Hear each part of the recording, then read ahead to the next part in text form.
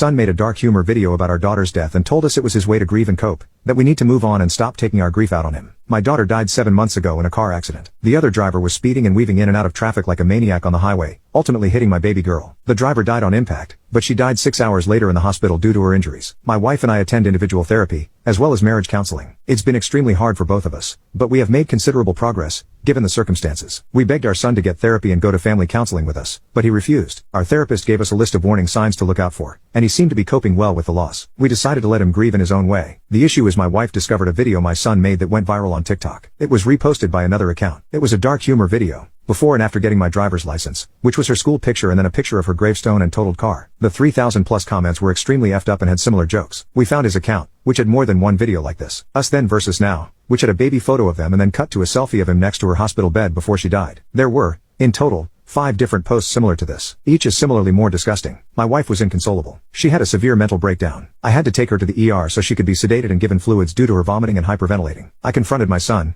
who defended himself, saying he uses these videos to cope with her death. That dark humor is the way he grieves. I could barely look at him. I told him to pack his things and stay with his grandparents. He was angry and said we both needed to move the F on and stop taking our grief out on him. It's been 2 weeks, and my wife doesn't want to be anywhere near my son anytime soon. I can't say I disagree. It's been about a giant 10 steps back for both our grieving process. Our son's gone was supposed to be temporary, but my wife and I think it's time for him to move into an off-campus student apartment to give us all some space and establish boundaries. We haven't told him this yet, but we plan to when he returns home next week. While he was away, he apologized in a text to both my wife and me. However, he still insists it wasn't wrong for him to post those videos publicly for millions of people to see. He believes we are being too dramatic and taking it too personally. It took me threatening to disown him before he took down the videos. A few of my friends think we are going too far by essentially abandoning him and kicking him out of our home. They said to keep in mind he's still a stupid kid, and he's digging in his heels because he wants attention. We still love our son, but neither of us can handle this right now for the sake of our marriage and mental health. Honestly, I think I need to put my wife first here, and if that means he needs to leave, then I'll do that for her. Plus, he's 19, so it's not like he's a child. Update: my son is a good man, son, and brother. He loved and cherished his sister deeply, and I know in my heart that it was never his intention to make light of her death. Nor would he ever intentionally hurt his mother, myself, or anyone. It's been an emotionally exhausting and draining last few hours for both my family and me. I called my son on the phone. I asked him why he posted those videos. He said he was just hurting. We were quiet for a while. His voice broke when he asked if me and his mom still loved him. I failed my son. I failed him. What he needed was a father who gave unconditional love, support,